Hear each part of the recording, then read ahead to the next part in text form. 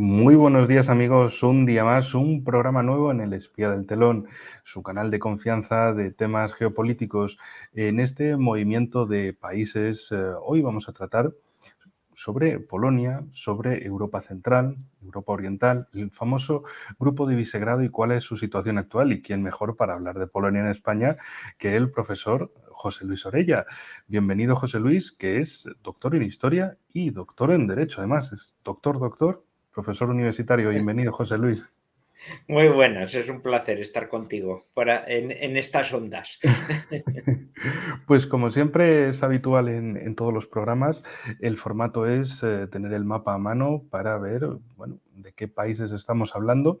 Sobre todo esta cuestión del Grupo de Visegrado. ¿Qué era esto a lo largo de los años? ¿Por qué se formó?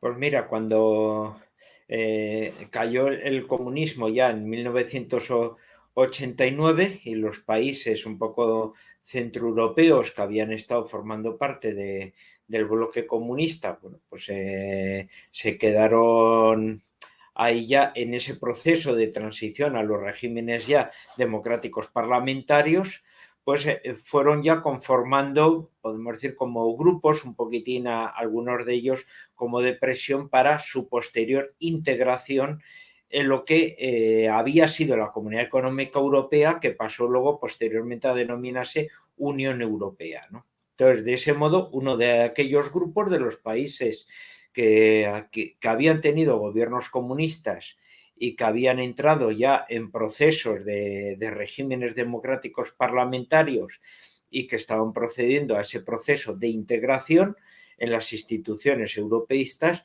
pues van a conformar un grupo llamado Visegrado.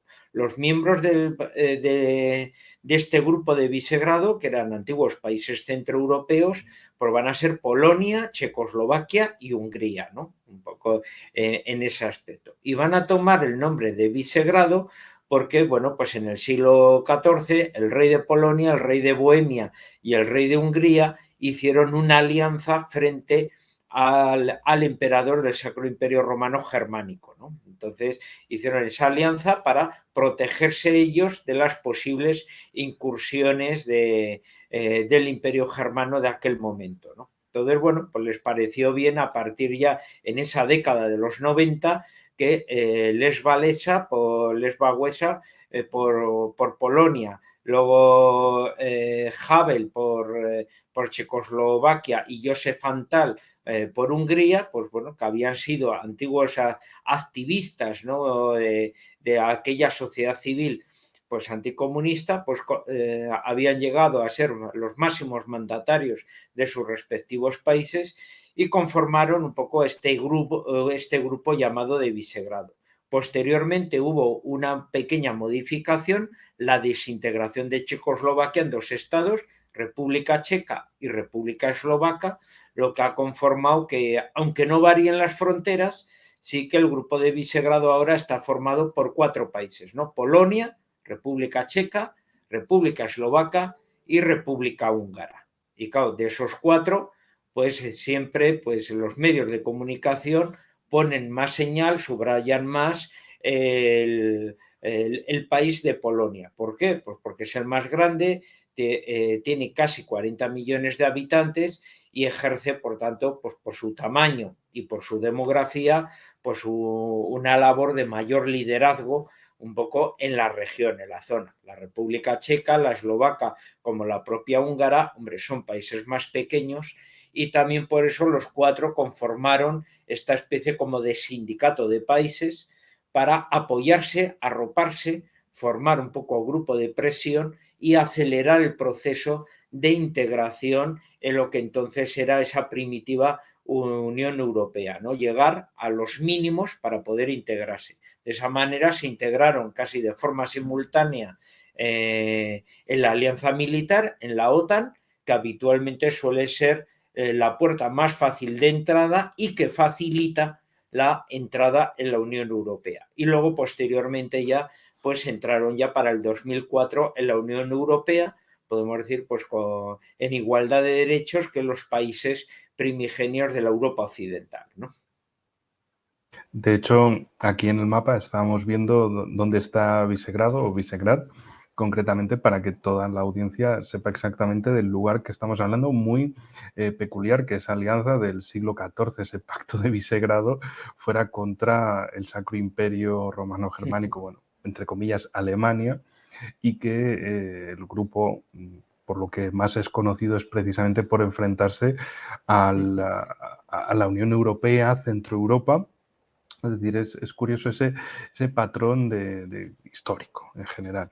Entonces, yendo desde el sur, ¿cuál es el papel de Hungría en este grupo de Visegrado y cómo es actualmente la situación? Porque, claro, vemos cómo Polonia se gira hacia un aspecto abiertamente otanista, probelicista en Ucrania, mientras que Hungría se centra en un aspecto mucho más pragmático, mucho más calmado, buscando sus intereses como país a su manera, igual que Polonia los busca a su otra manera. Entonces, claro, mucha gente se pregunta, ¿y qué es lo que pasa con el grupo de Visegrado cuando sus dos principales países, que son Hungría y Polonia, tienen estas posiciones tan enfrentadas? Hungría es precisamente el país conocido por esa postura distinta frente a la guerra en Ucrania. Y bueno, Polonia es justo lo contrario, es el país más probelicista en la región, el país que prevé, digamos, convertirse o pretende convertirse, ya me lo dirás tú, en la hegemonía de Europa Central y Oriental, como lo fue en siglos pasados, en el siglo XVI-XVII. Y entonces ahí la cuestión, Hungría, ¿qué es lo que le sucede ahora mismo? ¿Cómo está el grupo de Visegrado con esta división tan fuerte entre Hungría y Polonia? Hombre, pues tienes ahí un pasado y un presente, ¿no? El pasado lo hemos descrito un poquitín anteriormente, ¿no? Un grupo que colaboró en integrarse y eso ya lo han conseguido. Otra cuestión es que luego, posteriormente, los problemas que han tenido es que la Unión Europea en la cual se integraron no representa aquellos principios que ellos creían, bueno, pues que deberían representar, ¿no? O sea, porque la primitiva Comunidad Económica Europea también defendía unos discursos que decía, bueno, pues de la Europa de raíces cristianas, la Europa de las naciones, etcétera, frente a lo que era pues la Unión Soviética y sus aliados. Pasada el episodio de la Guerra Fría, ahora resulta que la Comisión Europea, bueno, defiende unos planteamientos de cambios sociológicos muy en la línea de lo que muchos han llamado esa cultura woke. Y por lo tanto, bueno, estos países que durante su tiempo sus sociedades civiles lucharon contra lo que era el régimen comunista que pretendía en muchos aspectos cambiar esa sociología propia de ellos, incluso en algunos de ellos una eliminación muy fuerte y un choque muy fuerte con sus iglesias cristianas, pues ahora resulta que se encuentran que lo mismo pretende esta cultura woke que está instigada, favorecida por las instituciones europeas, ¿no? Y por lo tanto han pretendido unas ciertas relevancias, defensas, en las cuales Polonia y Hungría son los dos países que han llevado un poco ese liderazgo. Ahora, pues los aspectos de la guerra de Ucrania es lo que ha provocado y ha favorecido como unos puntos de vista diferentes y distintos, ¿no? Hablando en ese aspecto con polacos y con húngaros, claro, las situaciones son diversas. Antes me señalabas el papel de Hungría. En el papel de Hungría hay que plantear dos aspectos, ¿no? Uno, el mandatario, su primer ministro, Víctor Orbán. Víctor Orbán es una persona ya veterana, una persona que casi como los gatos ha tenido diversas vidas, ¿no? Porque él fue becario de Soros, ¿no? de la Open Democracy Foundation, por lo tanto conoce muy bien las entrañas un poco de ese tipo de asociaciones que, bueno, pues plantean a través de sus programas la formación pues de principios teóricamente democráticos, pero luego, pues bueno, ¿no? Pues tienen ya bueno, unas incidencias, unos argumentos y unas representaciones que en algunas veces chocan directamente con la soberanía nacional de esos países, como ha pasado un poco en Hungría. También hay que tener en cuenta que Víctor Orbán es una persona, podemos decir, de una gran relevancia que ya desde muy joven formó parte del liderazgo de aquellos estudiantes en contra del totalitarismo comunista. Por lo tanto, es una persona de un fuerte liderazgo moral, de un gran carácter, que está acostumbrado desde luego a enfrentarse, desde luego cara a cara con regímenes duros y que tiene mucha cintura política y tiene mucha experiencia. Entonces, aunque Hungría sea un país pequeño, sí que Víctor Orbán, podemos decir, que intenta desde luego, bueno, pues resaltar ese liderazgo, ese protagonismo de Hungría, pero tampoco a costa de Hungría, ¿no? O sea, la guerra de Ucrania está teniendo unos cambios graves a nivel geopolítico, desde luego pues una gran implantación y una mayor presencia de Estados Unidos en el continente europeo cuando parecía que lo estaba abandonando.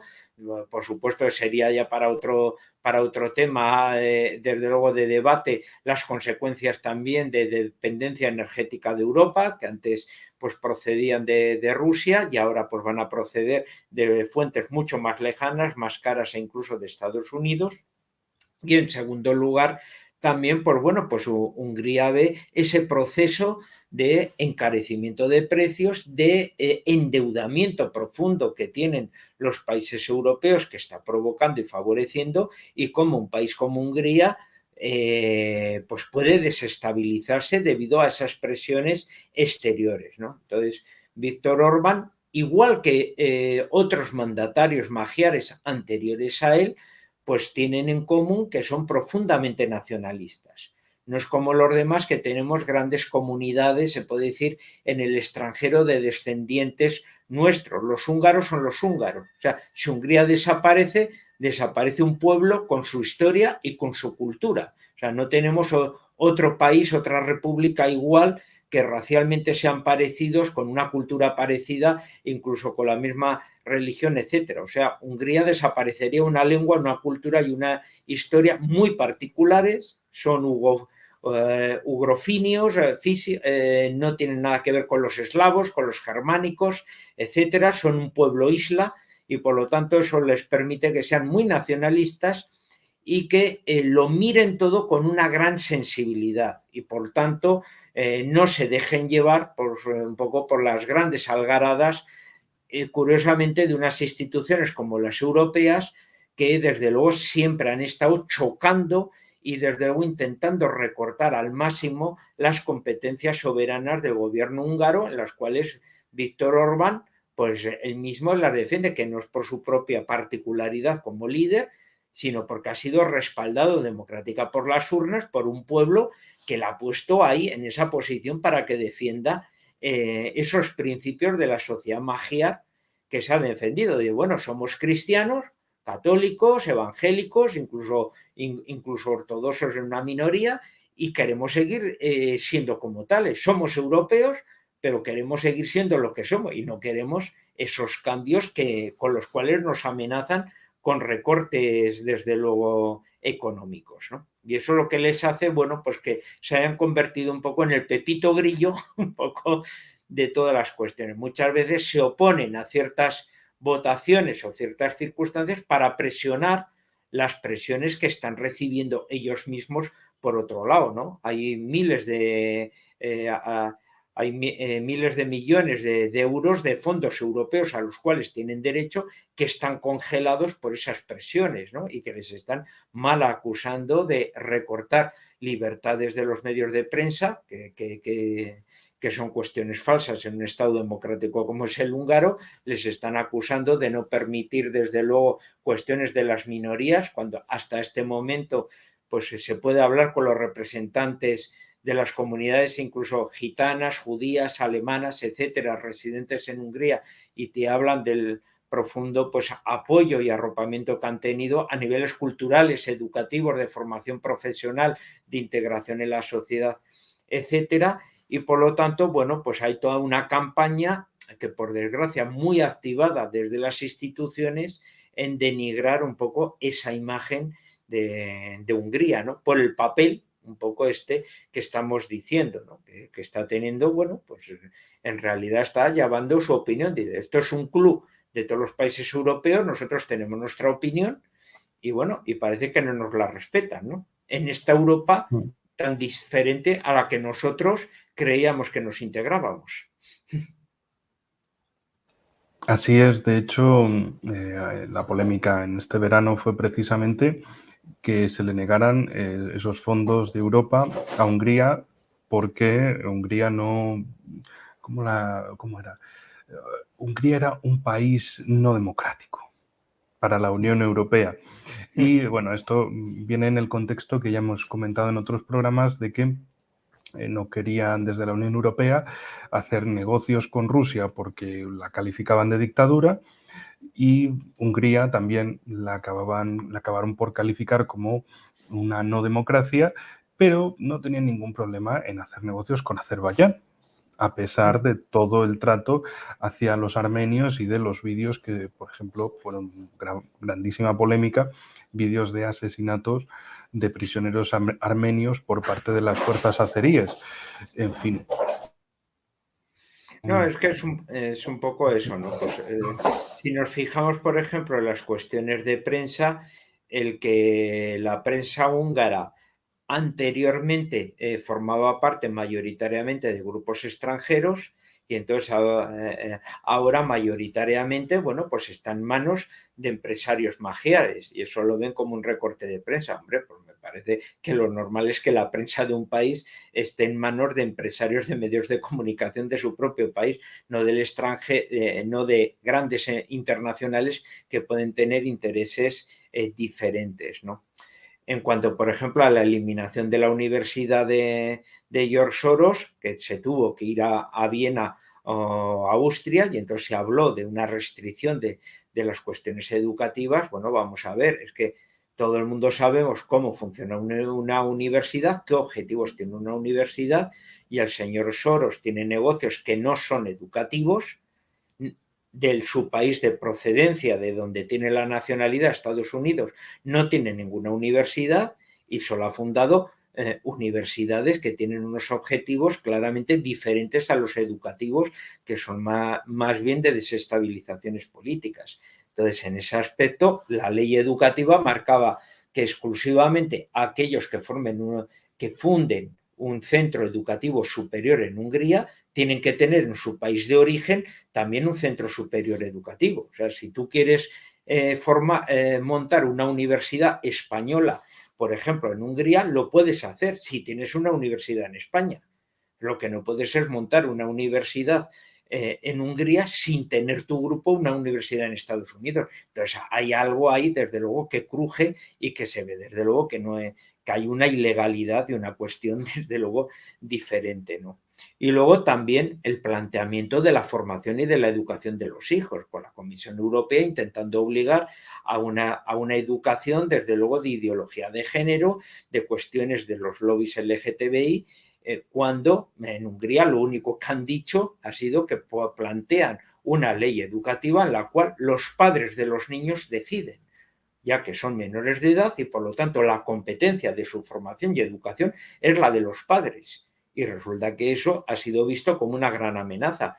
Hombre, todo Estado totalitario quiere educar a sus niños a costa, desde luego, de la libertad de las familias. En este caso estamos en el caso contrario. Entonces, claro, resulta un poco pues ilógico que cuando se pretende defender la libertad de los padres para defender la educación y formación de sus hijos, resulta que sea la Comisión Europea la que acusa a un país de no demócrata cuando resulta que son ellos los que han estado presionando y planteando unas leyes que van en contra de la mayoría de una sociedad y son verdaderamente antidemocráticas en ese aspecto. De hecho, esa es una de las cosas por las que es conocido el Grupo de Visegrado, yo creo que en el resto de la Unión Europea, y es precisamente esa defensa de lo suyo, de que su legislación, su constitución, es la que está, al fin y al cabo, por encima de todo y que no puede haber una norma europea que contradiga sus normas nacionales, lo que, claro, va en contra de esa idea de la Unión Europea, de un derecho europeo, un derecho de la Unión Europea. Pero me gustaría, además de esto, una cuestión que dejaste ahí de pasada, y son precisamente las comunidades húngaras en otros países del entorno. Esto se entiende, se concibe a partir del Imperio Austrohúngaro. Siento que, bueno, eres usted profesor de historia. Esto es como estar en casa. Para los, digamos, alumnos virtuales, los espectadores, pues será como un pequeño retazo de historia. Ya sabéis que en este canal siempre nos gusta empezar con algo de actualidad y luego irnos a la historia para entender la geopolítica actual.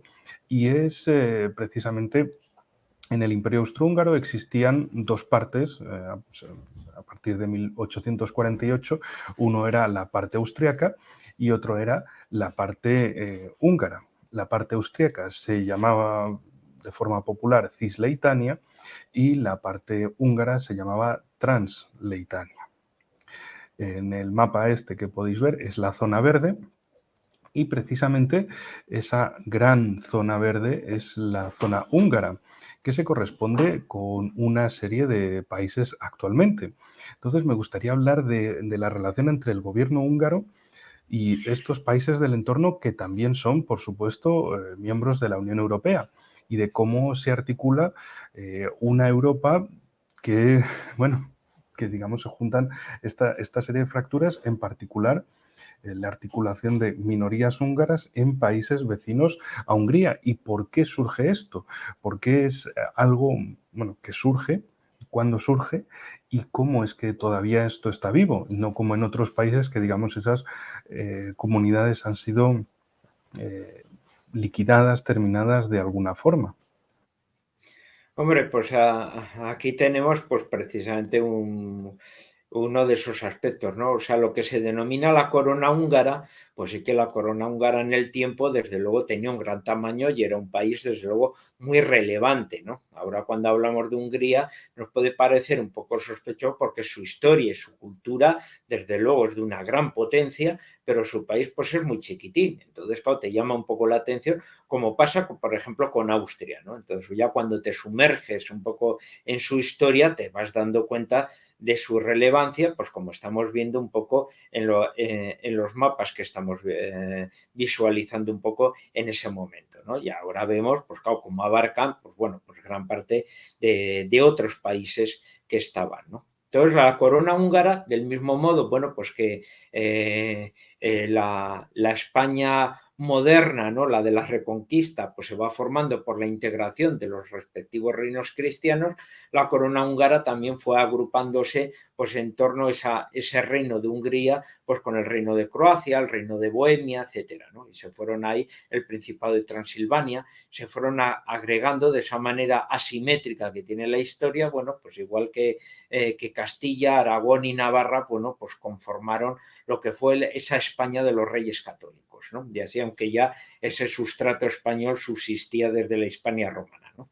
Pero bueno, podemos decir que un poco en esa modalidad de reino que estamos nosotros hablando. Luego, en un segundo punto, esa corona húngara, claro, no era homogénea étnicamente, o sea, vivían allí los húngaros, pero también vivían otros pueblos. Claro. En el ámbito croata, la mayoría de la población era croata, también había una presencia serbia, muchos de ellos fue procedentes de los serbios de Kosovo, que tuvieron que exiliarse en el siglo XVIII por la autoridad turca, se exiliaron a los territorios del imperio y conformaron la comunidad serbia de la Krajina. Luego, por otro lado también, pues vamos, en el norte de Hungría es lo que actualmente llamamos Eslovaquia, mayoritariamente poblada por comunidades eslavas, que son los eslovacos, pero con una presencia también húngara y de eslovacos magiarizados. Y luego, claro, si nos vamos al este, a la zona del Principado de Transilvania, pues claro, va a ser una zona muy multicolor en ese aspecto, porque va a estar conformada, desde luego, por una gran masa de campesinado rumano, desde luego una presencia, desde luego, de una nobleza, una aristocracia húngara, también los séclers, ¿no? Los sículos, en términos más españolizados, que eran un pueblo primo de los húngaros, que están totalmente formando parte de esa herencia cultural y racial de los magiares, pero también luego los germanos, sean sajones que vivían en las ciudades transilvanas desde el siglo XIII, como los suavos campesinos que fueron allí desde Alemania a colonizar la parte del Banato, de la Voivodina, y que eran católicos y se convirtieron en granjeros un poco de toda esa zona, ¿no? Entonces, como vemos, un mundo muy étnico, muy multicolor.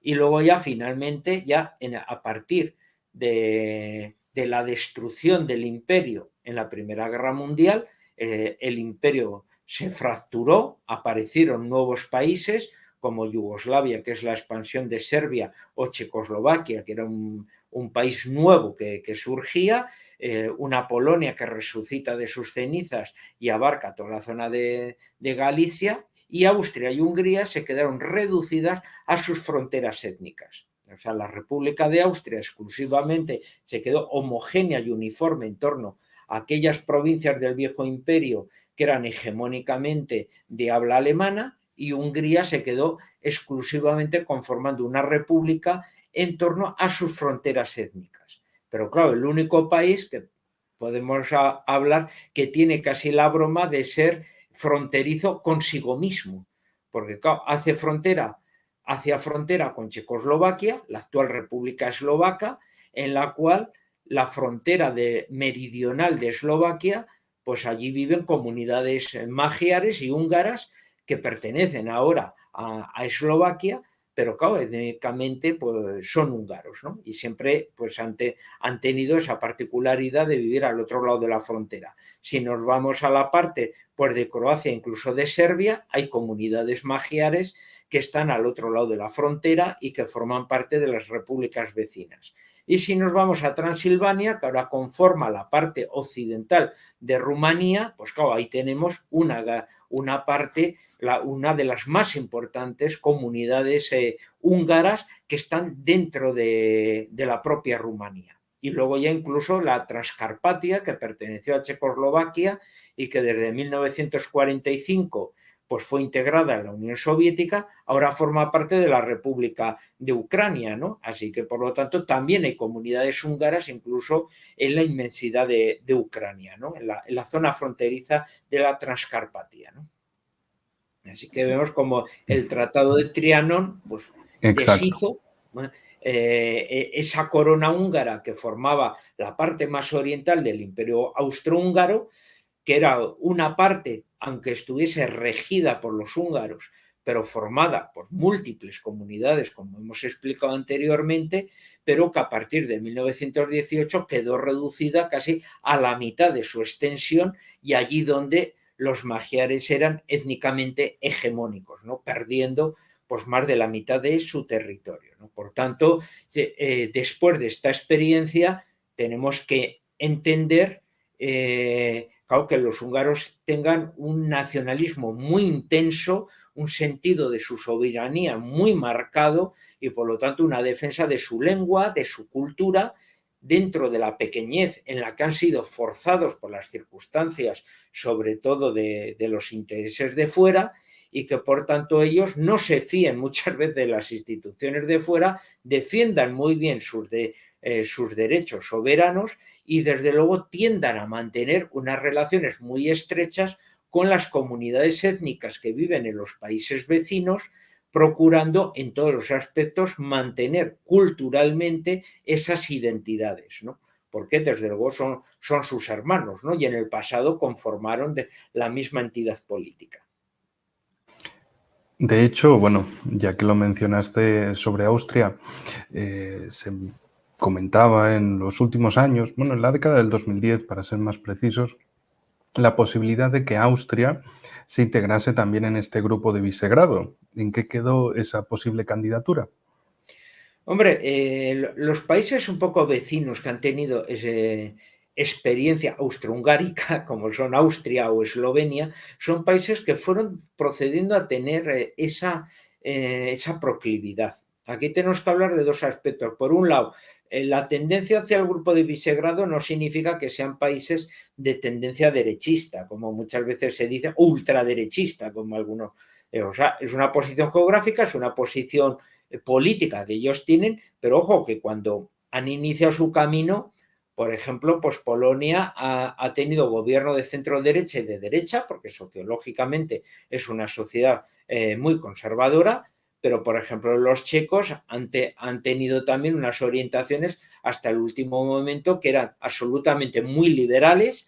O sea, Bubis, por ejemplo, el anterior primer ministro al actual, llamado el Trump checo, ojo, estaba la Internacional Liberal con Ciudadanos, para que veamos un poco el cambio ideológico. Ahora es un partido, podemos decir, populista, anticorrupción, pero vinculado al Partido Popular Europeo. En Eslovaquia, pues resulta que ha sido tradicionalmente el Partido Socialista el que ha estado defendiendo las posiciones de Visegrado. Ahora es un gobierno de coalición de centro-derecha, pero no ha habido cambios a nivel de política internacional entre una orientación y todo. Y luego, bueno, pues en el gobierno húngaro, pues ha estado el Fidesz, que siempre ha estado formando parte del Partido Popular Europeo, pero del sector, podemos decir, como más soberanista. Y aquí es donde engancho con lo que antes me decías, porque sí que en Austria, cuando subió uno de sus benjamines, que parecía que tenía una trayectoria política pues muy fuerte y que fue muy, muy breve, que fue Sebastian Kurz, pues Sebastian Kurz hoy hizo un gobierno de coalición entre los populares y los liberales ya en una línea, se puede hablar más como de liberal patriotas, ¿no? Porque su partido era el anterior referente liberal, siempre con una herencia pangermanista importante.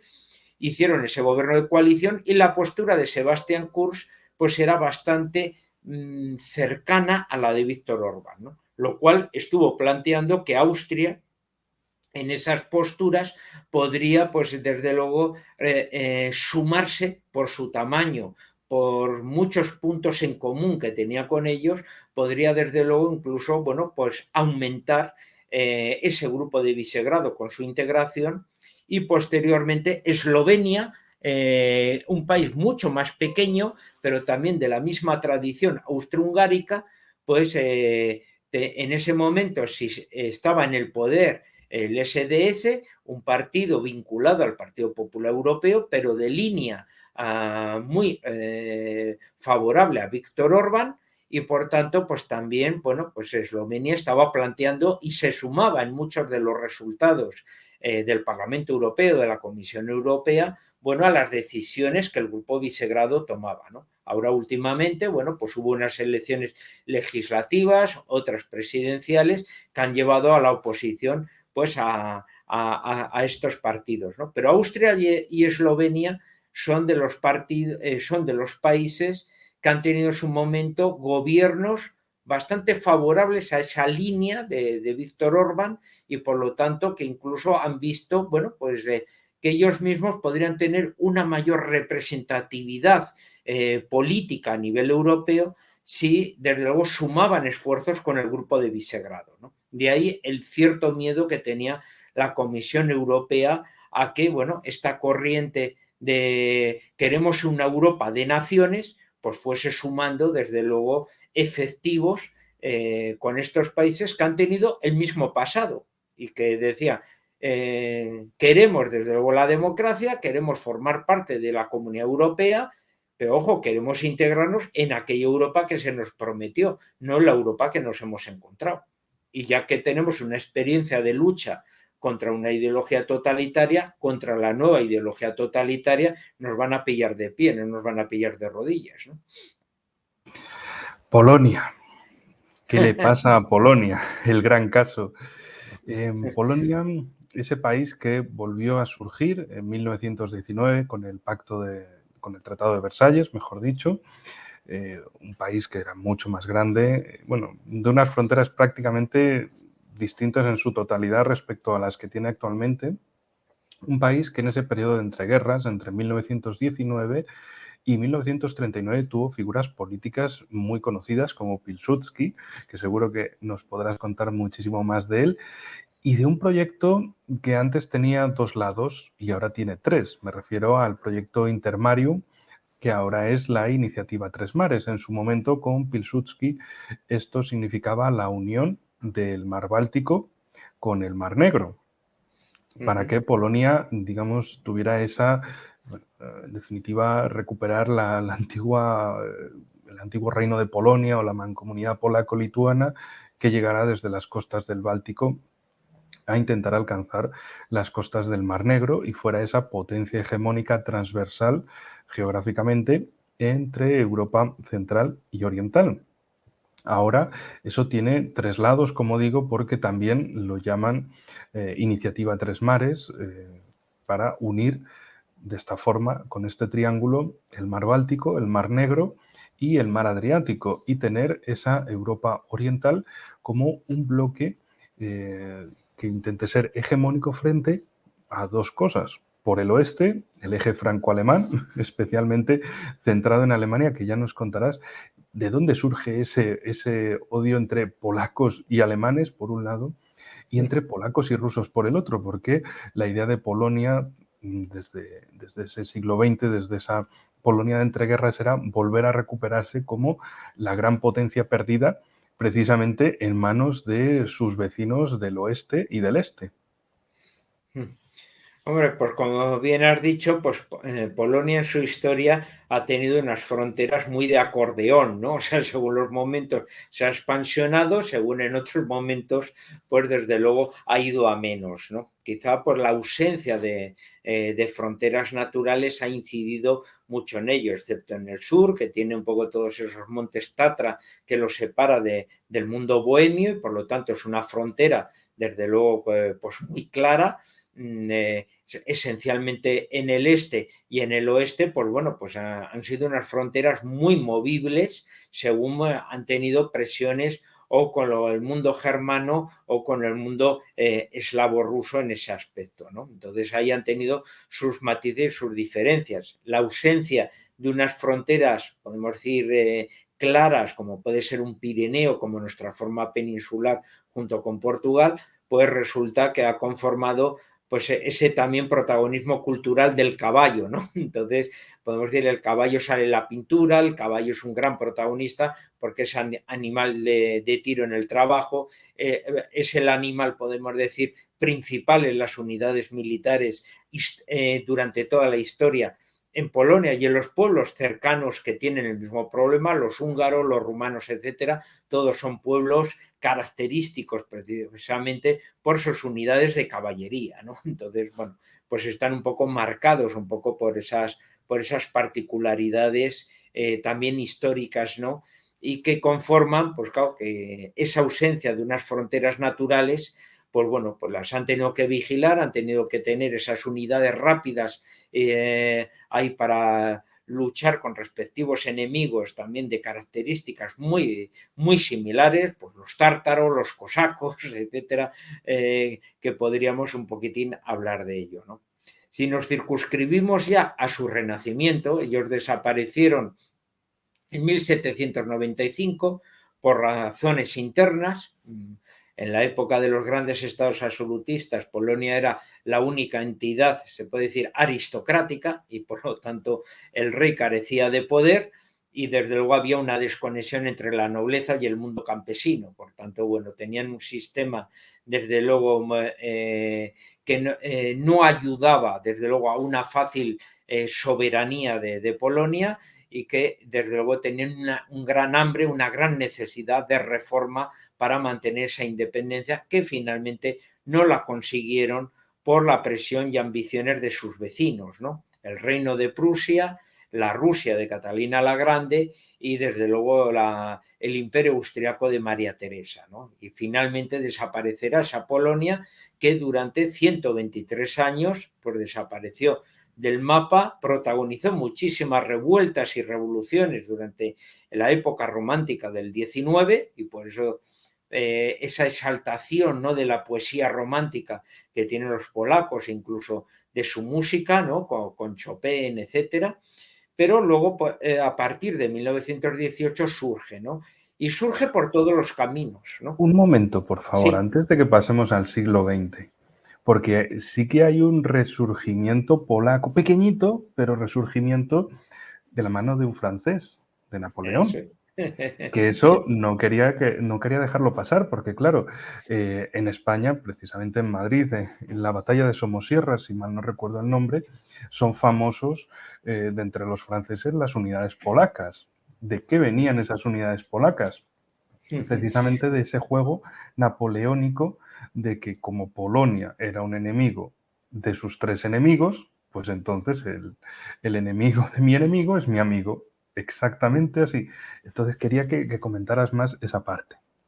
Sí, no, Polonia siempre ha tenido pues una relación como muy, muy estrecha con Francia un poco desde el pasado, ¿no? O sea, el choque con los caballeros teutónicos, por ejemplo, que va a hacer que el emperador, el Sacro Imperio Romano Germánico, tenga una tendencia siempre a favorecer a los caballeros teutónicos frente a los polacos. Por lo tanto, por eso los polacos luego no se van a fiar mucho de ese mundo germánico, ¿no? Ni siquiera de los Habsburgo, aunque va a haber una excepción con la dinastía de los Vasa, de origen sueco, aunque ellos van a ser católicos, es un poco la gran época de la gran expansión polaca, y ellos van a ser muy amigos de los Habsburgo, tanto de Viena como sobre todo de los de España, ¿no? Y así. Pero fuera de esa excepción, históricamente, los polacos siempre han tendido a ser muy amigos de Francia, y cuando desaparecen, como bien has dicho, pues Napoleón necesitaba un estado satélite en aquella zona, y desde luego el nacionalismo polaco rápidamente va a enraizar, va a aliarse con Napoleón, y desde luego Napoleón, bueno, pues les dará un pequeño estado satélite a cambio de su alianza militar, ¿no?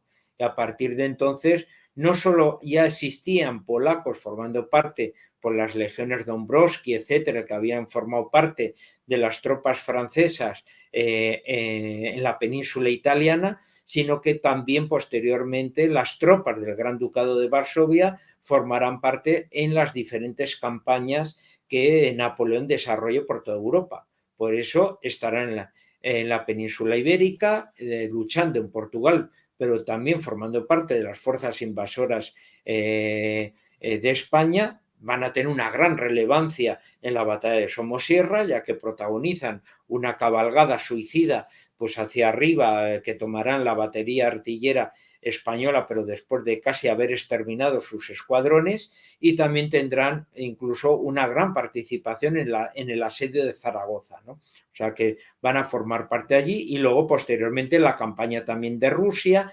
etcétera. O sea que los polacos van a ser muy napoleónicos, y desde luego, pues a través incluso de la pintura de tipo historicista que tienen los polacos, pues Napoleón pues va a ser siempre representado como un aliado, como un héroe al lado del pueblo polaco, y en la cual, bueno, pues es considerado como uno de los hombres, podemos decir, positivos para ese ámbito Hmm. polaco, ¿no? Y que él, además, a nivel de su vida particular, pues tuvo su romance con María Waleska, que también fue, podemos decir, instrumentalizada por el nacionalismo polaco, ya que debido a la belleza de las mujeres polacas, pues dijeron, bueno, vamos a aprovechar la belleza de una de las nuestras para poner a Napoleón de nuestra parte, ¿no? Y bueno, y lo consiguieron políticamente un poco en ese aspecto, ¿no? Sí, aunque Polonia desapareció por completo después de esa época, un siglo XIX que tuvo ese resurgimiento durante la época napoleónica, y después los tres imperios vecinos, el ruso, bueno, Prusia, el reino de Prusia, luego Alemania y el imperio austriaco, luego austrohúngaro, se repartirían esa Polonia hasta un nuevo resurgimiento en 1919, que es ahí donde, bueno, 18-19, final de la Primera Guerra Mundial, Tratado de Versalles, que es donde lo habíamos dejado antes, pero es que no podía dejar escapar esta situación del siglo XIX, porque nos encontramos con 2 veces el mismo ejemplo. Es decir, sí. el siglo XIX, 1800, principios, Napoleón instrumentaliza Polonia para sus fines y el resultado es que Napoleón pierde y Polonia pierde. Y en el siglo XX vamos a ver qué es lo que ha pasado. Entonces, por favor, sigamos a partir de ese 1918-19. Hombre, en el 18 especialmente, pues bueno, esa Polonia tiene diversos padres, ¿no? Entonces, bueno, pues tienes esa Polonia repartida entre los tres imperios, pues había también ayudado a conformar una sociedad civil pues muy vital en ese sentimiento de resistencia, en ese sentimiento pues también de mantenimiento de la identidad, ¿no? Aquí es donde se fragua esa simbiosis, se puede decir, de nacionalismo polaco también con catolicismo, ¿no? Que decimos, pero es que no había polacos de otras fes o de otras. Hombre, sí, aunque de una manera más minoritaria, pero esa unión o esa simbiosis que se produce de nacionalismo con religión se produce en el 19 debido a que al estar pues formando parte como provincias de otros imperios que a niveles religiosos y culturales eran muy diferentes a ellos, el único sitio donde podían ellos expresarse en polaco y ejercer de polacos era dentro de la Iglesia católica, ¿no? Todo eso va a traer, por lo tanto, que se convierta como en un invernadero de identidad polaca frente, bueno, pues al evangelismo prusiano o frente a la ortodoxia rusa, ¿no? Y por lo tanto, podemos decir, esas identidades van a quedar muy marcadas y va a servir como un elemento diferenciador un poco en ese sentido. Luego la aparición de los hombres que van a convertirse un poco en ese, como padres, ¿no? De esa a Polonia que recupera su independencia, también van a estar marcados por sus lugares de origen, ¿no? Entonces, por un lado vamos a tener a Roman Dmowski, ¿no? Roman Dmowski va a ser como el padre de Polonia que procede como del ámbito de la derecha, ¿no? Y entonces es el que va a crear la corriente de la Endechia, de los nacionaldemócratas, ¿no? Podemos decir un nacionalismo polaco muy vinculado con lo que va a ser la eslavicidad polaca, con lo que va a ser la religión católica y por lo tanto esa visión de una sociedad más homogénea, más uniforme en su cultura y sus raíces católicas y eslavas, ¿no?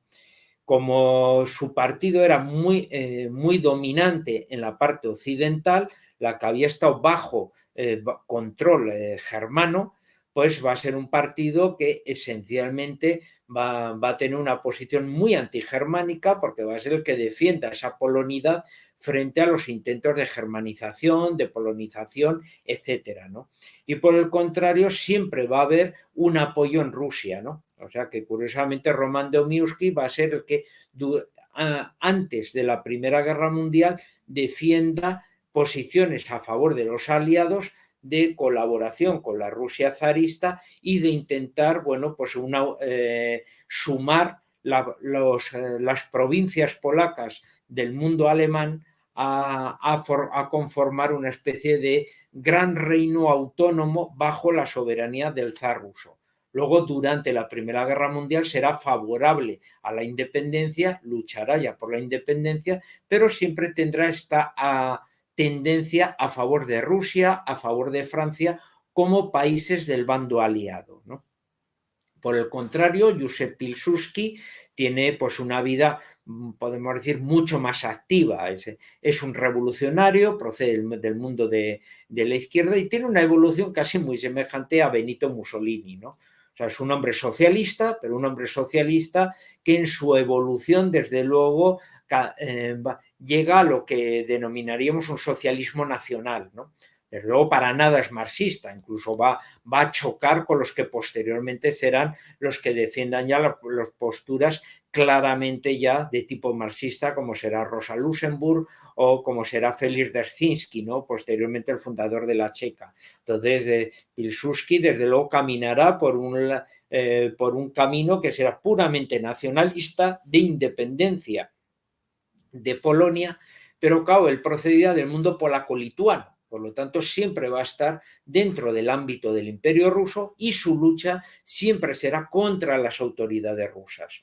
Por lo tanto, para Pilsudski siempre el enemigo será el mundo ruso y por lo tanto él durante la Primera Guerra Mundial, después de haber protagonizado un pasado de clandestinidad, de resistencias, incluso de formar grupos terroristas y actuar a través de la violencia contra los rusos, pues durante la Primera Guerra Mundial formará las legiones polacas que actuarán al lado de los imperios centrales, esencialmente al lado de los austrohúngaros, ¿no? Porque los austrohúngaros, quizá por su composición, por la personalidad que hemos visto antes, siempre van a ser más sensibles un poco con otros pueblos. Incluso ellos eran favorables en un caso de victoria que la Polonia rusa se integrase como un tercer referente dentro del imperio austrohúngaro y hubiera sido un imperio austrohúngaro-polaco, ¿no? Podemos decir, con aquellas provincias polacas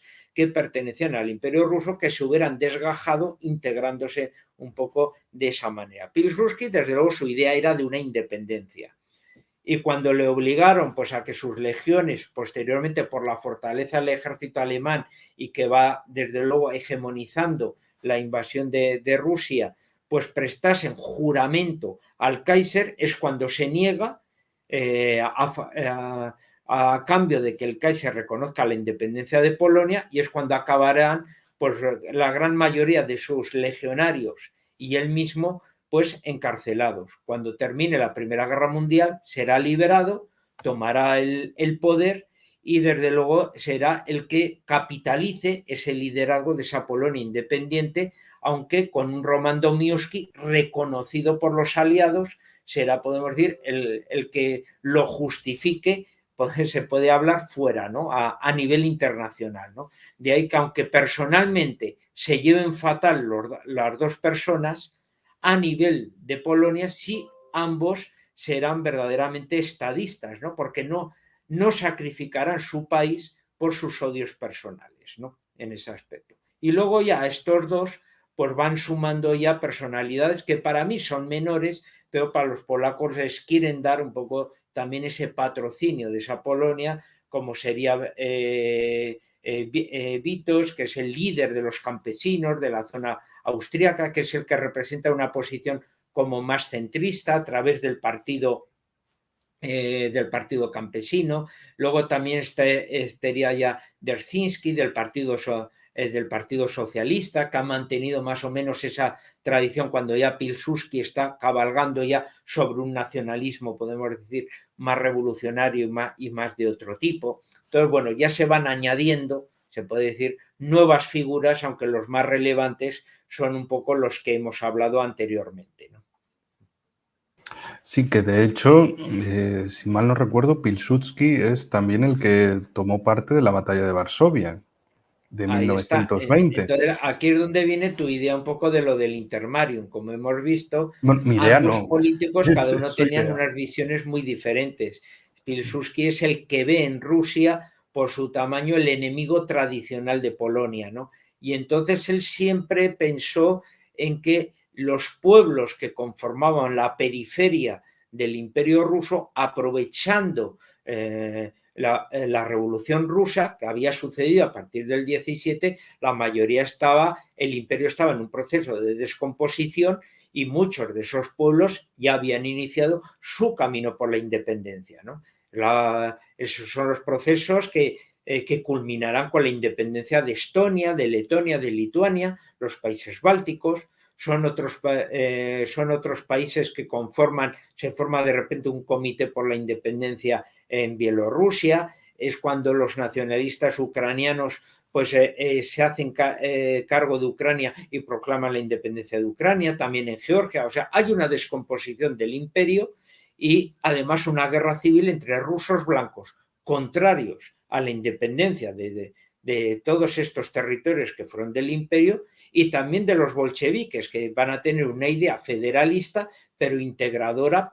Podemos hablar un poco de gran parte de los territorios que habían conformado el imperio, ¿no? Por lo tanto, la idea de Pilsudski era un poco que aprovechar esa debilidad para que apoyar la independencia de todos estos pueblos periféricos que étnicamente, religiosamente y culturalmente, en muchos casos, como los bálticos claramente, no pertenecían a ese ámbito del mundo ruso, y conformar como una especie de territorio intermedio, desde luego, de países que ya no era necesario que se confederasen a Polonia como en el pasado, formando aquella mancomunidad polaco-lituana, pero sí como una federación de países soberanos que estarían aliados militarmente entre sí, ¿no? Y de esa manera conformase pues, la formación de los países bálticos, una Bielorrusia independiente, una Ucrania independiente, etcétera, que formasen como una especie de colchón de países soberanos que impidiesen esencialmente el objetivo principal, que Polonia y Rusia tuvieran una frontera común como en el pasado, ¿no? Y por lo tanto que el tamaño enorme que siempre ha tenido el imperio ruso, pues desde luego accediera a que en momentos de hegemonía, pues desde luego fuese Polonia en ese sentido el país víctima. Si había países en medio, pues ya se evitaban los problemas. Y una alianza militar de todos ellos podría evitar desde luego esa hegemonía, ese liderazgo, y favorecería, podemos decir, ese papel de líder de Polonia en la región, ¿no? Era un poco la idea que tenía Pilsudski, que desde luego, pues bueno, pues no llegará a triunfar, porque el nacionalismo ucraniano pues va a ser muy débil, Ucrania quedará finalmente integrada en la Unión Soviética, Bielorrusia, pues desde luego su población, el sentimiento nacionalista bielorruso era inexistente, sus clases altas eran más bien polacas, los sectores campesinos siempre se habían sentido rusos, o sea que no tenían esa particularidad, y los países bálticos van a ser los únicos que sí van a tener, desde luego, una tendencia nacionalista y soberana muy fuerte, y son los que lograrán sus objetivos, ¿no? Finalmente, ¿no? Pero en el caso lituano, por ejemplo, obtendrán su independencia, pero con un sentimiento antipolaco, porque Vilna, por ejemplo, le será entregada por los bolcheviques, y los polacos, debido a la hegemonía étnica polaca en la zona de Vilna, la recuperarán, pero a costa de un nacionalismo lituano que siempre va a tener un sentimiento antipolaco muy fuerte, ¿no? Por las circunstancias, podemos decir, de haber compartido historia en el pasado, pero haber mantenido una identidad cultural y lingüística diferente, y ahora, al resucitar Polonia, los lituanos se negarán a formar parte un poco de esa nación, conformando una nación que empezaba de cero en las mismas circunstancias que la Polonia del 18, ¿no? De hecho, bueno, Vilna es la propia capital de Lituania. Y otro detalle histórico, estamos en diciembre de 2022. Es el mes del centenario de la fundación de la Unión Soviética. Ahí es nada, ya que está en el contexto. Pero no nos quedemos en la década del 20, sino pasemos a la década del 30. Porque claro, ahí finalmente Polonia acaba, por decirlo suavemente, acaba achuchada entre la Alemania de Hitler y la Unión Soviética de Stalin. Una Polonia que durante esos años buscó el apoyo incondicional de dos países aliados, de sus garantes y creadores, nuevamente, Reino Unido y Francia.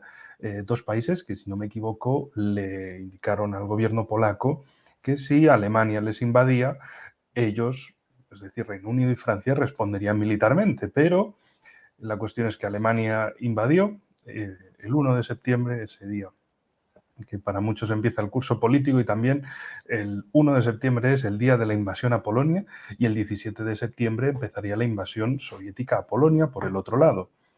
La cuestión es Francia y Reino Unido. No, desde luego, pues Polonia sí que ha sacado un poco lecciones un poco en ese sentido, ¿no? O sea, ellos habían firmado incluso tratados con Alemania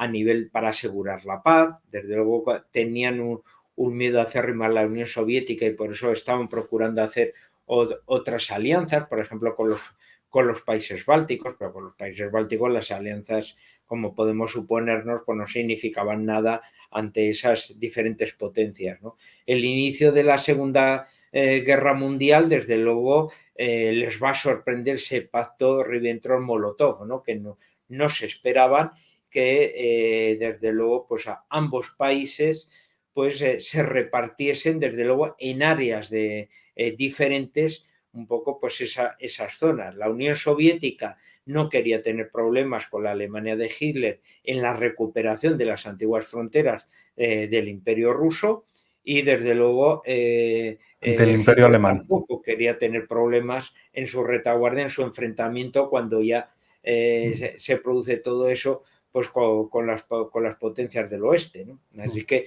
los polacos se van a encontrar con dos invasiones, una el 1 de septiembre, la otra el 17 de septiembre, y con la cara de sorpresa de sentirse absolutamente abandonados por sus aliados que les habían garantizado. No va a haber ahí ni tropas, va a ser, podemos decir, casi la guerra festiva, ¿no? La Drôle de Guerre, en la cual van a estar esperando pacíficamente. Los británicos enviarán su cuerpo expedicionario a Francia, y los franceses van a estar esperando al ataque a sus fronteras, abandonando a los polacos a su suerte, que tendrán que ir a través de la frontera rumana, pues bueno, pues pasar a campos de refugiados y luego a partir de Rumanía fugarse en dirección a Francia para combatir ahora ya con uniforme francés, como históricamente han hecho en el pasado, de nuevo otra vez contra sus enemigos, pero una Polonia que pasará ya a desaparecer nuevamente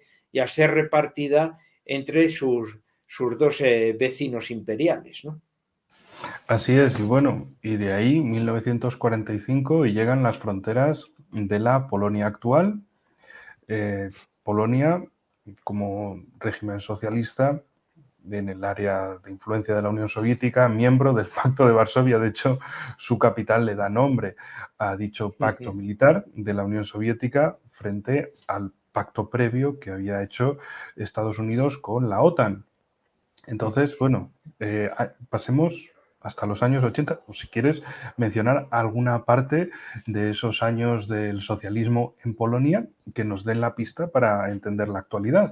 Por ejemplo, es muy Bueno, famoso el hay dos Sindicato o tres de cositas, ¿no? Solidaridad. Sí, Exacto. hay dos o tres cosas. Primero, es una Polonia ya muy distinta. La Polonia de 1945, pues claro, su parte occidental son antiguas provincias prusianas, ¿no? O sea, es una parte de la Prusia Oriental, es la Pomerania y luego la Silesia, ¿no? Entonces, claro, es la parte oriental un poco de Prusia, que les es atribuida a Polonia a cambio de la pérdida de su parte oriental a su vez, que tenían toda la zona de Vilna, la zona de Grozno y toda la zona de Leópolis, de Ivano-Franco, etcétera.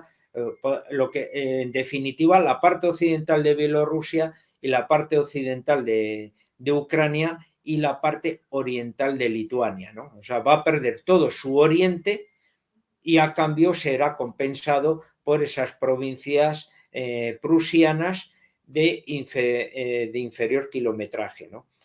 No va a tener ahora problemas de comunidades étnicas. La importante comunidad judía pues había desaparecido con el Holocausto.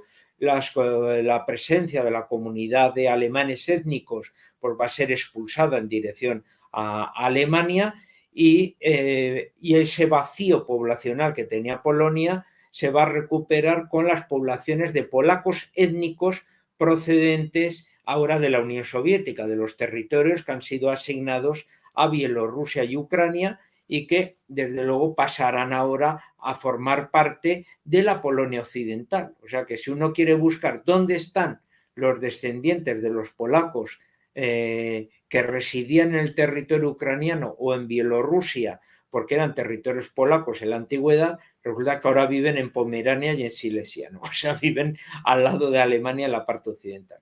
O sea, el resultado fue un país más homogéneo étnicamente, lingüísticamente e incluso religiosamente, ¿no? O sea, sin comunidades étnicas, y un país más homogéneo y uniforme, fruto de esos cambios poblacionales, de esos traslados poblacionales, etc. Con un régimen socialista que va a tener dos partes. Una hasta el año 1953, que es la muerte de Stalin, y que va a ser el periodo duro del comunismo, y un periodo, desde luego, de fuerte enfrentamiento con la Iglesia Católica y también de persecución a lo que era la oposición armada existente, los soldados malditos, ¿no?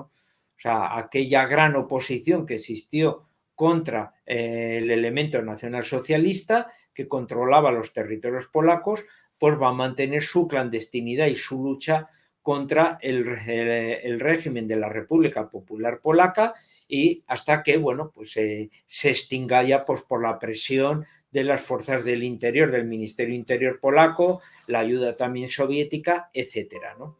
Luego va a venir ya también un régimen, podemos decir, el más liviano de ese mundo, ¿no? O sea, la República, a partir de 1900, sobre todo 56, hay un comunista heterodoxo que es Gomulka, que lo sacan de la cárcel porque es de los que representa la vía como nacionalista polaca, ¿no? O sea, es un comunista, pero se siente pues, muy nacionalista polaco, y por lo tanto lo van a poner en el poder como en representatividad de esa Unión Soviética de Khrushchev. Es, por lo tanto, Polonia, un país un poco especial en el aspecto que la Iglesia Católica sobrevive con negociaciones con el gobierno. Es el único país donde no se van a implantar, no va a haber una colectivización al 100% de sus tierras, sino que se entrega la tierra a los campesinos a título privado, y por lo tanto luego ya no se atreverán a conformar una colectivización con los kolchoses y sovkhozes en versión polaca, porque hubiera significado poner a todo el mundo del campesinado tan mayoritario en la sociedad polaca en contra de las autoridades.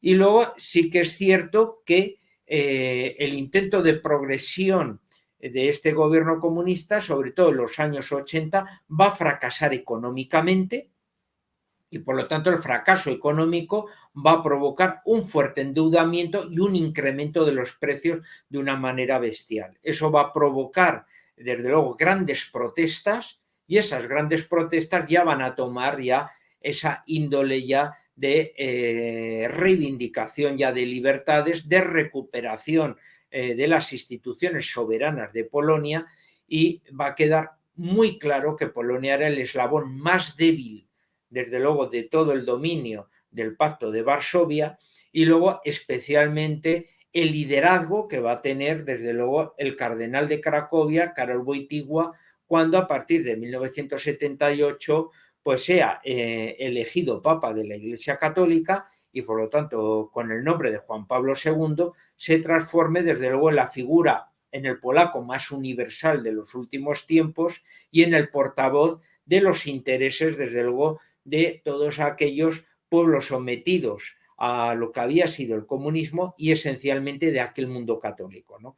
Ya el sindicato Solidaridad, que se había intentado identificar con la figura de Juan Pablo II, tomará una dimensión casi ya de movimiento, ya de oposición a nivel nacional, que resquebrajará un poco en ese aspecto pues lo que es ya todo el régimen comunista, y desde luego con sus 10 millones de afiliados en un país de 38 millones de habitantes, pues como podemos ver, va a ser el primer país que inicie ya las negociaciones entre la oposición y las autoridades comunistas, que lleven a la primera experiencia de unas elecciones mixtas con escaños por elección libre y escaños con listas cerradas, y finalmente a la formación del primer gobierno presidido por un no comunista, ¿no? Algo inaudito desde 1945 en aquella parte de Europa, ¿no? A partir ya de entonces es cuando ya,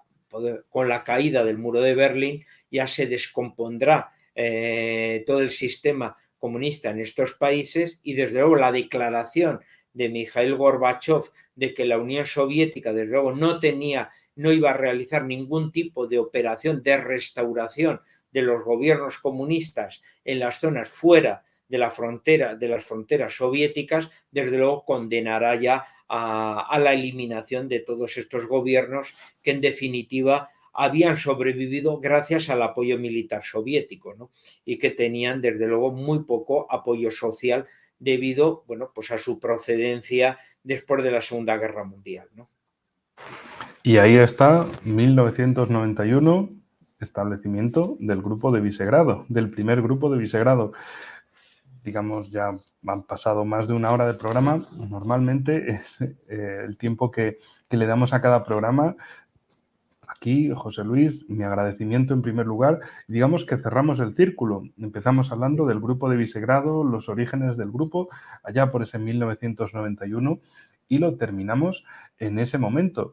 Entonces, ¿qué es lo que ha sucedido en Polonia? Ya nos has comentado que desde luego Polonia y los otros tres países, según las épocas, en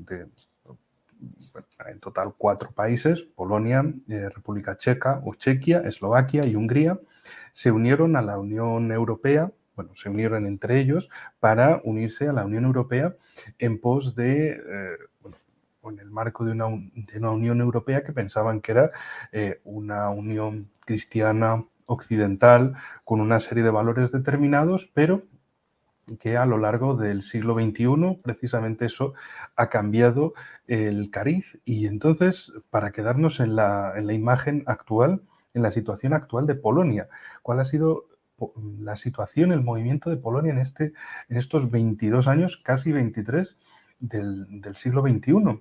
Es decir, ese desencantamiento o esa pérdida del hechizo europeo de los años 90, de pensar que se iban a integrar en una Unión Europea cristiana, occidental, moderna, próspera, y cómo eso no ha sido así. Y de hecho, el año pasado, allá por septiembre, octubre, noviembre de 2021, el gobierno polaco tuvo grandes problemas con la Unión Europea, precisamente como le ha pasado a Hungría este año, por una congelación de fondos relativa a que si Polonia no tomaba una serie de medidas legales internas, una serie de cambios legislativos, entonces no recibiría una serie de fondos europeos. Me gustaría explorar más esta cuestión y tratar más sobre ello para ver ese desencantamiento, entre comillas, del grupo de Visegrado respecto de la Unión Europea. Querían entrar, ahora están dentro, pero se sienten cada vez más incómodos y desplazados. Sí, desde luego estos países pues han tomado pues esa medida. Primero entraron pues en la alianza de la OTAN, porque de esa manera pues veían ellos que una alianza militar pues podía, podemos decir, blindar el proceso de democracia y no retornar a posiciones desde luego, de lo que era, podemos decir, regímenes comunistas. Estamos hablando del final, por lo tanto, de la Guerra Fría en aquel momento, y desde luego los procesos de fase de integración, pues primero eran más sencillos de integración en la alianza militar para blindar, desde luego, y que no se abortasen esos procesos, y de esa manera su culminación llegaba en el 2004, ya con su integración ya en lo que ellos verdaderamente querían, dentro de la Unión Europea, disfrutando, por lo tanto, de las ayudas económicas europeas, procediendo ya al establecimiento ya de todas las instituciones de tipo democrático, etcétera, ya como un país pues como el resto de Europa. Aquí ya es cuando empiezan a chocar por las diversas particularidades, porque, claro, pues Polonia con su propia personalidad, con un catolicismo además pues muy marcado esencialmente por el periodo de pontificado de Juan Pablo II, pues va a chocar desde luego con una Europa occidental muy secularizada y que desde luego no representa pues para nada aquellos valores que desde luego cuando fueron fundados en la década de los 50, pues desde luego ya posteriormente a finales del siglo XX, pues eran más bien representativos casi de lo contrario de lo que ellos pretendían integrarse. El choque va a ser, por lo tanto, muy fuerte. No obstante, dentro de Polonia también hay como dos actitudes. Por una parte está los partidos de la actual oposición, de Plataforma Cívica, que es un partido, el Partido Popular Europeo vinculado con él, que han estado en el gobierno también varias veces, que siempre se le dice una línea europeísta, más bien la línea es que es un partido pues, con unas relaciones muy estrechas con la democracia cristiana alemana, pues como demostró su líder Donald Tusk, que ha estado al frente de la Comisión Europea y ha tenido unas relaciones muy estrechas con Angela Merkel, ¿no? Por el contrario, el partido Ley y Justicia, que es actualmente el que está en el gobierno y que controla la presidencia de la República y también el gobierno, pues tiene una posición como más nacionalista, desde luego choca muchísimo más con las instituciones europeas, apelando a esa soberanía moral y desde luego a los principios y valores del catolicismo, aunque ambos partidos proceden de Solidaridad. Ojo, aquí vemos también la pluralidad de mentalidades y de ideologías existentes dentro de Solidaridad en el pasado, y por lo tanto, pues el PIS se encuentra, por un lado, que por su nacionalismo sigue teniendo tendencias o sentimientos contra los países históricamente con los que ha tenido rivalidades. Por lo tanto, el sentimiento antirruso en Polonia es un sentimiento muy popular que se vive desde luego en la sociedad polaca y un poco históricamente, porque desde el siglo XIX, que gran parte de Polonia estuvo bajo control del imperio zarista, y luego posteriormente pues por el control soviético, ¿no? Entonces ese sentimiento es muy difícil de paliar, no digo que imposible, porque Alemania y Francia han sido enemigas históricas y ahora son las que lideran de forma conjunta el proceso europeísta, ¿no? Entonces podemos decir que Polonia tiene ese hándicap con el mundo ruso, y luego dentro de la Unión Europea el choque precisamente con el elemento alemán, el liderazgo franco-alemán en este aspecto ha sido muy profundo. Por lo tanto, su tradicional aliado, que era Francia, ahora resulta que deja de ser un amigo, porque Francia ha sustituido su amistad de Polonia por su amistad con Alemania, ¿no? Así que, por tanto, Polonia se encuentra que no tiene países, se puede decir, con los cuales hacer referencia. Cuando Gran Bretaña estaba integrada en la Comunidad Económica Europea, pues sí que conformaba, desde luego, con los británicos, procuraron hacer esa labor de pinza.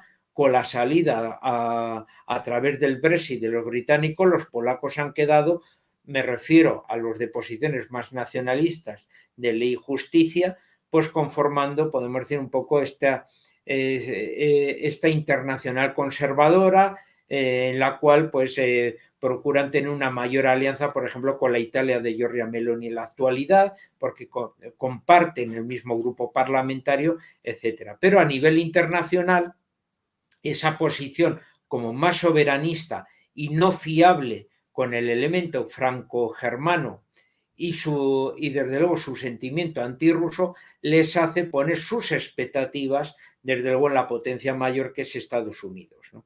Entonces, como vemos, si con Trump había unas relaciones muy estrechas, porque el Partido Republicano era el partido de Ronald Reagan, al cual desde el proceso de descomunistización, pues bueno, pues le consideran como uno de los baluartes que les ayudó a Solidaridad en la conquista un poco de sus libertades, pues sí que desde luego Trump supo aprovechar en beneficio, desde luego, de Estados Unidos a la hora de estrechar una relación en la cual el Partido Republicano es siempre muy bienvenido, desde luego, y especialmente por la gente votante de Ley y Justicia en ese ámbito, ¿no? Pero como vemos, ahora que existe una administración demócrata con Joe Biden que favorece todo lo que es contrario a la moral católica en Polonia, podemos decir a nivel de política internacional procuran desde luego también de manera diplomática mantener una estrecha relación geopolítica en ese aspecto, ¿no? Podemos decir que la salvaguarda de Estados Unidos es el intentar hacer que Polonia es el aliado estable y fiel y que por lo tanto puede tener ese refrendo, ese apoyo para evitar desde luego, bueno, las desapariciones un poco del pasado, ¿no? Debido a la poca fiabilidad que le proporciona el eje europeo, en este caso dominado por Francia y Alemania. Es decir, y para resumir, si lo ves así, siglo XIX, Polonia mira a Francia para recuperar su independencia y al final acaban haciendo de tropa de choque para el ejército napoleónico de Francia. Siglo XX, una situación similar, pero con Reino Unido y Francia, en el que Polonia acaba destrozada por esos 6 años de Segunda Guerra Mundial, recupera su independencia formal, pero dentro del bloque soviético, y ahora lo que buscan es ya no un apoyo francés ni casi europeo, sino un apoyo estadounidense. Es decir, han pasado de Francia, Reino Unido-Francia, a más bien Reino Unido y sobre todo Estados Unidos, y mantenerse en ese pragmatismo de que efectivamente, como tú bien has dicho, desde luego no coinciden en nada con las políticas de Biden y los demócratas, de esa cultura woke, pero saben que Estados Unidos apuestan a que Estados Unidos es su gran valedor, puede ser su gran respaldo, pero incluso, ¿tú crees que desde Polonia ahora mismo estiman la posibilidad de dar el sorpaso al eje franco-alemán y convertirse en el eje de la estrategia estadounidense en Europa y, por tanto, ser el centro de una serie de cambios geopolíticos en cuanto a que Estados Unidos acabe moviendo sus bases de Alemania a Polonia, acabe invirtiendo en Polonia, es decir, acabe suponiendo la alianza, perdona, es que en todos los programas mis gatos ya cuando ya son una alarma, ya cuando pasa la hora y 20 minutos ya empiezan a molestar y a decir, oye, ya, Pues, que es mucho pues programa, pero bueno. te respondo en 2 minutos para no alargar y que se nos duerma un poquitín así la gente. Hombre, estaríamos en un paso intermedio. O sea, Polonia, a pesar de su tamaño y eso, tampoco tiene la capacidad, si no es con otras alianzas, para sustituir el eje franco-alemán. O sea, necesitaría alianzas muy potentes, como muchas veces se ha dicho, no solo de los países centroeuropeos, sino también incluso de los países del sur. O sea, que casi sería frente a ese mundo nuclear que fue la fundación de la Unión Europea, cuando fue Comunidad Económica Europea, todos los demás que se asentasen, ¿no? O sea, todo el mundo centroeuropeo y toda la Europa mediterránea unidas como un bloque frente a lo que ha sido ese elemento franco-alemán, unidos con Holanda, con Bélgica, que siempre son los que ponen las medidas restrictivas, podemos decir, frente al otro mundo de los europeos, ¿no? No obstante, también sí lo que acabas de comentar, ¿no?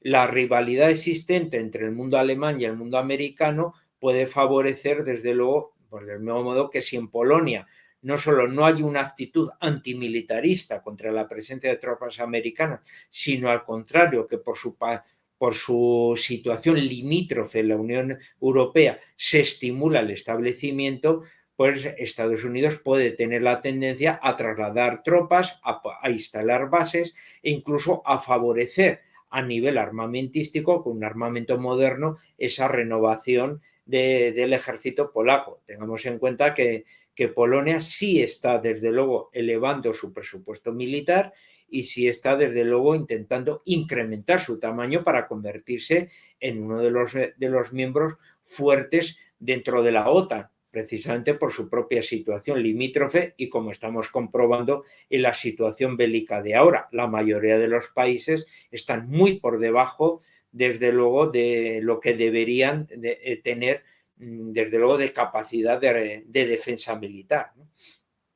Es decir, que Polonia mira a Estados Unidos por un lado y mira también al sur, sobre todo, con este triángulo que hemos marcado en el mapa de esa iniciativa Tres Mares, esa nueva versión del proyecto Intermarium de Pilsudski, esa actualización al siglo XXI de ese proyecto del siglo XX y de cómo tenemos esta situación, estos enfoques. Y última pregunta, ¿cómo ves el futuro del Grupo de Visegrado teniendo en cuenta esta disparidad, sobre todo entre Polonia y Hungría, y en qué quedarían también los dos países del medio, Chequia y Eslovaquia. Bueno, aquí desde luego pues hay exclusivamente dos opiniones, ¿no? Hace 2 semanas le preguntaron al presidente de Ley y Justicia, Kaczynski, que no ocupa ahora ningún cargo público en el gobierno, que qué opinaba de todo ello. Decía, bueno, pues entre amigos somos amigos, pero hay momentos en los cuales, bueno, pues esa amistad pues se enfría un poco por diferentes motivos. Nosotros somos dos países nacionalistas. Como nacionalistas tenemos muchísimos puntos en común, pero nuestras situaciones geográficas pues hacen que algunas veces tengamos opiniones diferentes. Entonces, cuando tenemos esa cuestión diferente, bueno, pues procuramos no estar muy en contacto para evitar discusiones, lo cual no significa que no estemos unidos, que no seamos aliados y que desde luego la alianza va en dirección hacia el futuro, porque lo que tenemos ahora es un pequeño percance temporal, ¿no? Entonces lo definió muy bien con esa voluntad de seguir unidos, de seguir juntos un poco en ese ámbito. Las posibilidades de que sigan siendo lo que son depende, como es en democracia, también de los cambios que se van produciendo en los gobiernos. Eslovaquia y Chequia han ido cambiando las líneas de sus gobiernos, son gobiernos desde luego que siguen directrices europeas, que son favorables a las posiciones de cierta crítica de Visegrado, pero que dejan el protagonismo a los húngaros y a los polacos para estar más protegidos. Hungría y Polonia van a mantener este perfil mientras Fidesz y el PiS sigan en el poder. Si la oposición consigue y en algún momento lograrán llegar al gobierno, lógicamente las posiciones en política internacional y a nivel geopolítico variarán también con el cambio de sus ejecutivos. Perfecto, José Luis, pues con eso quedamos y agradecerte una vez más todo casi hora y media de programa. José Luis es, además de doctor en Historia y doctor en Derecho, es el mayor experto en Polonia que hay en España. De hecho, a veces medios de comunicación, si hay que hablar de Polonia, doctor José Luis Orella, coméntenos qué opina de esto, porque es un país que a priori se hace tan difícil de conocer, a pesar de que su alfabeto es latino, su lengua, sus palabras así, una lectura, un intento de lectura inicial son difícilmente pronunciables o imaginables. Entonces, bueno, nos quedamos con eso. 2022, ya casi para estrenar 2023, veremos qué es lo que sucede el próximo año. En cualquier caso, te agradezco mucho por este programa y por programas futuros. Si quieres volver, estás invitado. Y con esto, la despedida por tu parte y entramos con el vídeo de despedida cierre del programa. Muy bien, ha sido un placer. Pues hasta la próxima, amigos. No olviden suscribirse, dejar comentarios. Recuerden, siempre comentarios educados serán mantenidos, los que no serán eliminados automáticamente. Nos vemos en el próximo programa, amigos. Hasta la próxima.